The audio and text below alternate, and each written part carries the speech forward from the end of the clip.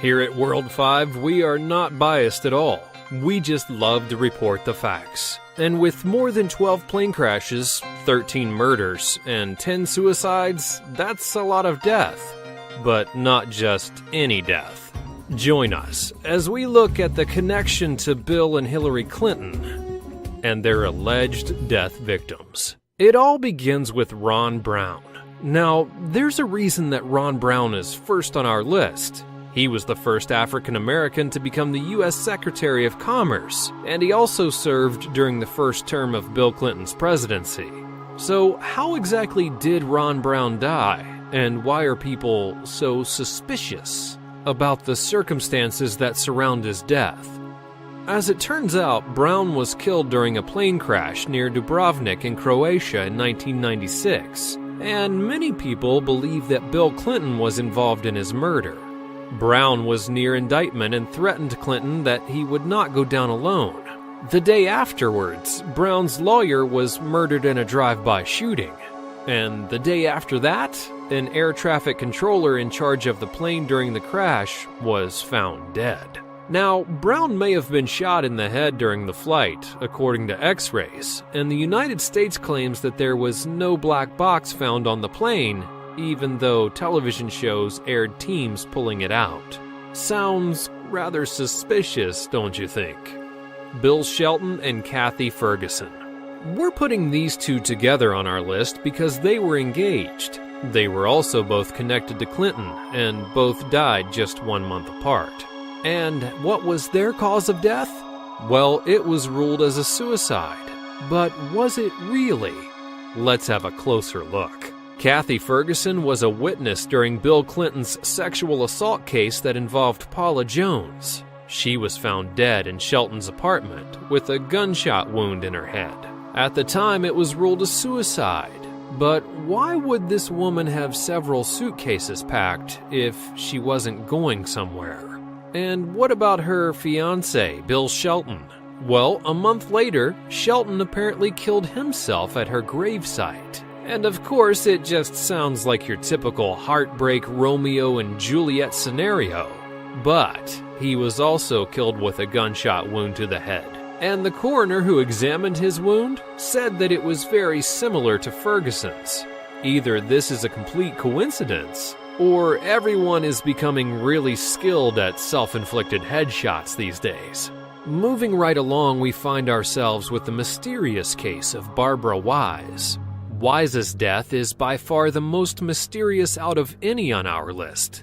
The Commerce Department employee apparently worked closely with Ron Brown and another associate. She was also suspected of leaking certain commerce documents which allegedly exposed Chinese espionage, which is, of course, plenty of reasons to get on Clinton's bad side. Someone must have had a really deep hatred for the woman, because she was found dead and locked inside of her own office. She was also bruised from her head down to her waist, and to this date, no one's ever discovered the reason why.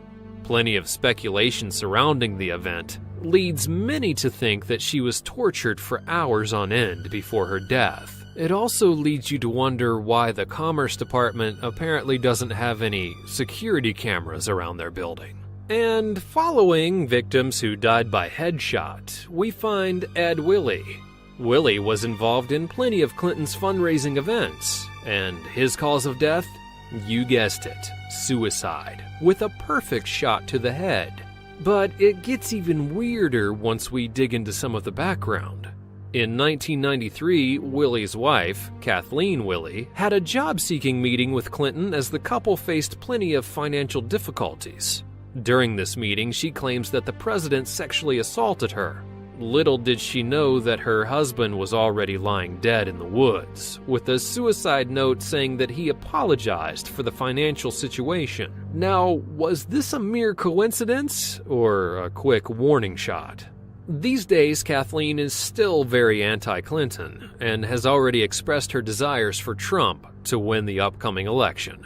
And you've probably heard of Stanley Hurd and Steve Dixon, right? Well, if you haven't, Dixon was a counsel to Hurd, and Hurd was a counsel to Clinton's mother, stepfather, and brother. Anything else these two have in common? Well, both of them died in a plane crash. On the exact same plane. And if that's not suspicious enough for you, get this. Their plane took off and had to make an emergency landing as a fire erupted on board. Everyone was able to exit the plane, and then they rented a new plane. And then guess what happened? They discovered a new issue on the new plane and had to return again. On the way back to the airport, the plane just mysteriously crashed, and someone had enough of their playing around. But not all of the victims died by headshot or plane crash. Now we focus on the murder of Seth Rich, a Democratic National Committee staffer who was killed in July of 2016 when the police found his body on the floor and quickly ruled it an attempted robbery. But there's something odd here. All of his personal items, his wallet, and his phone were still in his possession. But what makes Seth Rich so special? And why would he even be a target? Some people suspect that he could have been involved in a large DNC email WikiLeaks scandal and was persuaded by Bernie Sanders. Kind of strange, isn't it? And have you ever heard people say, if I'm ever found dead, it was murder in the movies? Well, film comes to real life in the form of Victor Thorne. Victor Thorne is our next alleged Clinton murder victim. Thorne wrote several books exposing both of the Clintons, and he allegedly killed himself on his birthday. Now, unlike most of the victims, he shot himself on the top of a mountain. Whether or not it was a self-inflicted headshot is unknown, but if it was, you can kind of figure out where the story goes from there. Thorne told the Russell Scott Show host, "Russell, if I'm ever found dead, it was murder. I would never kill myself." Are you sure of that, Mr. Thorne? But these events go way back and include Jerry Parks. Parks was Clinton's head of gubernatorial security in Little Rock, Arkansas. He was shot 7 times at a deserted intersection while driving through Little Rock. Parks' wife and son claim that his death was not a coincidence, and according to them, Parks had plenty of files stating the sexual escapades of Bill Clinton. He was also reportedly hired by Vince Foster on behalf of Hillary Clinton, who was convinced that her husband wasn't faithful. Both Parks and Foster were killed. Now, it makes things even weirder that a reporter claims that the exact files that Parks' wife and son were talking about were stolen from his office just a few weeks before his death. And of course, Parks is connected to our next 2 victims, Kevin Ives and Donald Henry. These 2 teenagers were found dead on some railroad tracks in Arkansas and were killed way before the train ever hit them.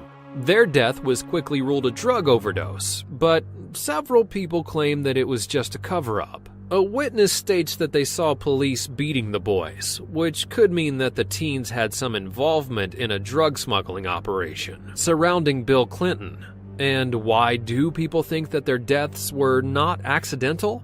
Autopsies reveal that Kevin died from a crushed skull before he was ever placed on the tracks. And Donald? Well, he was stabbed in the back, and not metaphorically. Kevin and Donald are both connected to the death of John Hillier. The NBC cameraman was working on several cases that could easily expose the Clintons, and he was also involved in exposing the Arkansas drug smuggling operation. Hillier and his associates became friends of Gary Parks, the son of Jerry Parks, who we mentioned earlier, and they stayed at the safe house where they could discuss the events and further mysteries behind the Clintons. And if that's not convincing enough for you, each person that Hillier tried to interview regarding the case mysteriously died, and it became enough for Hillier to fear for his life. One day he called up his journalist and stated that he discovered new leads for the case. They planned on meeting, but apparently Hillier died of a heart attack just a few days later. Was it a coincidence? Maybe too much stress to look after his health? We may never know. And the list goes on and on and on, including Vince Foster, Hillary's law partner, who suspiciously died, of course believed to be a suicide. But what do you know? Tell us in the comments below. And while you're here, be sure to subscribe to our channel for more videos like this one, and check out some of our other videos on the Clintons before you go. Thanks for watching.